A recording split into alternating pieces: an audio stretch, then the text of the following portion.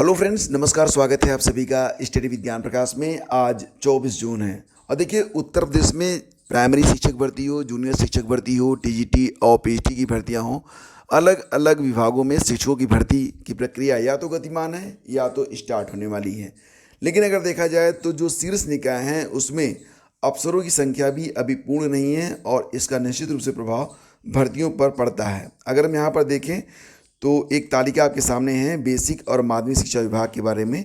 इसमें देखिए शिक्षा निदेशक के कुल स्वीकृत पद 4 हैं, कार्यरत मात्र 2 हैं। अपर शिक्षा निदेशक के कुल पद हैं 12, कार्यरत कितने हैं 6। संयुक्त शिक्षा निदेशक के 22 पदों में से मात्र 18 कार्यरत हैं। उप शिक्षा निदेशक के 108 पदों में मात्र 66 और जिला विद्यालय निरीक्षक के 198 पदों में मात्र 171 लोग कार्यरत हैं। यानी कि लगभग 50% से अधिक पद यहाँ पर खाली चल रहे हैं। तो देखिए खबर यहाँ पर यह है कि बेसिक और माध्यमिक शिक्षा विभाग में अफसरों के 50% शीर्ष पद वर्तमान में तो खाली हैं और प्रभारियों के भरोसे ये काम चलाए जा रहे हैं। पदोन्नत के लिए लंबे समय से डिपार्टमेंटल प्रमोशनल कमेटी यानी कि डीपीसी की बैठक न होने के कारण ये समस्या हो रही है। निदेशक के 4 पदों राज्य शैक्षिक अनुसंधान और प्रशिक्षण परिषद, माध्यमिक, बेसिक और साक्षरता में से 2 पर ही नियमित अधिकारी विनय कुमार पांडे और डॉक्टर सर्वेंद्र विक्रम बहादुर सिंह कार्यरत हैं।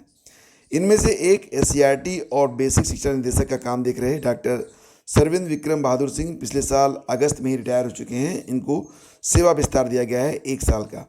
माध्यमिक शिक्षा निदेशक रहे विनय कुमार पांडे फिलहाल सस्पेंड चल रहे हैं, लिहाजा उनका जो काम है वो अपर निदेशक स्तर की अधिकारी डॉक्टर सरिता तिवारी देख रही हैं।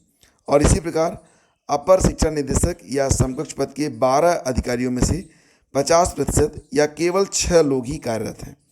यूपी बोर्ड के सचिव का पद अपर निदेशक स्तर का है, लेकिन यहाँ प्रयागराज के मंडलीय संयुक्त शिक्षा निदेशक दिव्यकांत शुक्ल 2 साल से तैनात हैं। बेसिक शिक्षा परिषद के सचिव का पद भी अपर निदेशक स्तर का है, लेकिन यहाँ भी संयुक्त शिक्षा निदेशक स्तर के अधिकारी प्रताप सिंह बघेल जो कि संत कबीर नगर डायट के प्राचार्य हैं, प्रभारी के रूप में 2 साल से कार्यरत हैं। 6 अपर निदेशकों में से भी ललिता प्रदीप इसी महीने 30 जून जबकि डॉक्टर सुत्ता सिंह जुलाई में रिटायर्ड हो जाएंगी। इसके बाद अपर शिक्षा निदेशक स्तर के 12 पदों की तुलना में 4 अधिकारी ही बचेंगे। तो मतलब जो स्थिति है वो और गंभीर हो सकती है। तो एलनगंज स्थित सीमेट में निदेशक स्तर के अधिकारी की भी तैनाती होनी चाहिए, लेकिन 1 दशक से अधिक समय से प्रभारी के भरोसे ये काम चल रहे हैं। रिक्त पदों का प्रमोशन का प्रस्ताव 23 नवंबर 2021 को भेजा गया था शासन को, लेकिन अभी तक इस पर कोई भी निर्णय नहीं लिया जा सका है।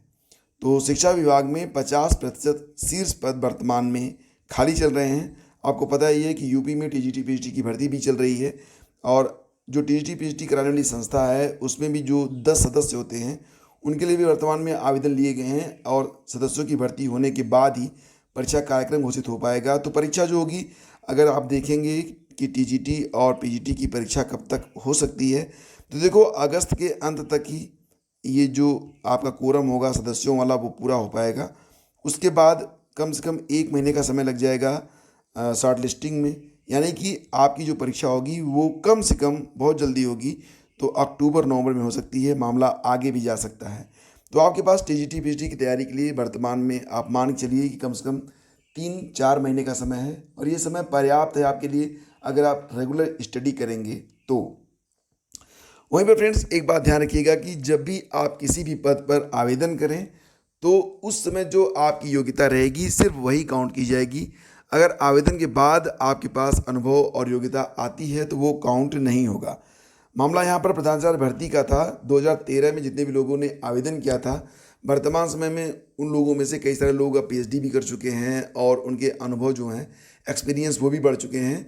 तो इस पर एक याचिका डाली गई थी कि वर्तमान में जब लिस्ट बनाई जाए मेरिट लिस्ट, तो उनके अनुभवों को भी काउंट किया जाना चाहिए। लेकिन इस पर कोर्ट ने ये कहा कि अगर ये व्यवस्था लागू होती है तो इससे मुश्किलें और बढ़ जाएंगी, क्योंकि जो लोग अपना अनुभव जोड़कर आगे आना चाहते हैं औरों से, तो अन्य अभ्यर्थी भी अपना अनुभव जोड़ेंगे और मामला जस का तस हो जाएगा। कुछ ज़्यादा एक्सपीरियंस्ड लोग आ जाएंगे, ज़्यादा अनुभवी लोग आएंगे, तो फिर आप पीछे हो जाएंगे।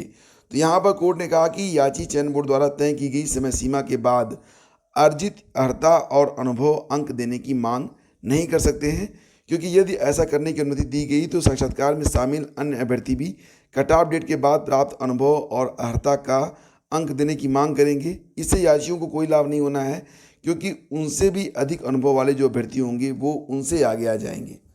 तो ये बात ध्यान रखिएगा। फिलहाल जो मामला है ये प्रधानाचार्य भर्ती से जुड़ा हुआ है और ये भर्ती काफ़ी पुरानी है। मुझे बिल्कुल लगता है कि आप लोगों में से बहुत सारे लोग इस भर्ती से कोई मतलब नहीं रखते हैं, इसलिए इस खबर को बहुत डिटेल में तो हम यहाँ पर डिस्कस करेंगे नहीं। लेकिन एक बात मैं आपको यहाँ पर फिर से बताना चाहूँगा कि जब आप किसी भी फॉर्म पे आवेदन करें तो उस समय जो आपके पास अनुभव और एक्सपीरियंस है सिर्फ वही काउंट किया जाएगा। तो ये जो निर्णय है ये काफ़ी महत्वपूर्ण है, ख़ासतौर से एक्सपीरियंस और अनुभव को लेकर। और आपको पता ही होगा कि इस साल जितने भी विश्वविद्यालय हैं उसमें स्नातक की जो मतलब स्नातक में जो एडमिशन होने हैं उसके लिए एनटीए के द्वारा एक परीक्षा ली जाएगी। इसको नाम दिया गया था, क्या नाम दिया गया था? CUET। अभी यूपी पीसीएस में एक सवाल भी आया था कि जो स्नातक में प्रवेश के लिए जो परीक्षा एनटीए के द्वारा ली जाएगी उसका नाम क्या है? तो इसका नाम होगा CUET। कई लोगों ने इसको CUCET पर टिक कर दिया था, जो कि गलत हो गया। तो स्नातक में प्रवेश के लिए पहली बार कॉमन यूनिवर्सिटी एंट्रेंस टेस्ट होने वाला है और ये जो परीक्षा होगी ये 15 जुलाई से 10 अगस्त तक चलेगी। ये बात ध्यान रखिएगा आप लोग। और कल मैंने आपको बताया भी था डेट कि कब कब डेट इसकी रहेगी। और ये भी ध्यान रखिएगा कि आपकी जो एग्जैक्ट डेट है और लोकेशन है कि परीक्षा कहाँ पर होगी ये आपके प्रवेश पत्र पर रहेगा। एक टेंटेटिव डेट यहाँ पर डिक्लेयर हो चुकी है 10 जुलाई से 10 अगस्त के बीच में। तो जो लोग भी CUET में आवेदन किए हैं स्नातक में प्रवेश के लिए, अब वो इस डेडलाइन को ध्यान में रखकर आगे बढ़ें और इससे उनको काफ़ी फ़ायदा मिलेगा।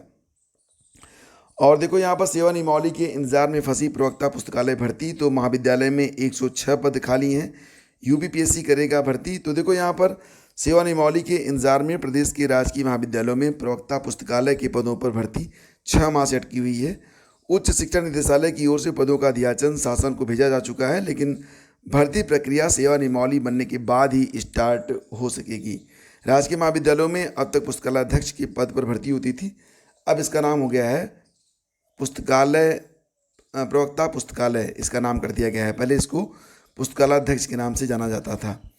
तो पुस्तकालयाध्यक्ष को अब प्रवक्ता पुस्तकालय का नाम दिया गया है। रिक्त पदों की गणना के लिए उच्च शिक्षा निदेशालय ने ऑनलाइन माध्यम से कॉलेजों से सूचना मांगी थी। कुल 106 पदों के बारे में जानकारी मिली थी और इस पर UPPSC जो है भर्ती प्रक्रिया को आगे बढ़ाएगा। लेकिन अभी तक UPPSC के पास सेवा नियमावली न आने के कारण ये प्रक्रिया अभी फ़िलहाल पेंडिंग चल रही है। जैसे ही सेवा नियमावली डिक्लेयर होती है ये जो विज्ञापन होगा जारी कर दिया जाएगा। और डेफिनेटली याद रखिएगा कि क्योंकि ये जो परीक्षा होनी है ये UPPSC के माध्यम से होनी है, तो यहाँ पर आपको GS अभी से तैयार करना स्टार्ट कर देना चाहिए अगर आपके पास एलिजिबिलिटी है तो फ्रेंड्स आज के इस सेशन में बस इतना ही। अगर ये सेशन आपको अच्छा लगा है तो प्लीज़ इसे लाइक और शेयर करना बिल्कुल भी मत भूलिएगा। हम शीघ्र ही मिलते हैं आपसे एक नए सेशन में, तब तक के लिए आज्ञा दीजिए। नमस्कार, जय हिंद।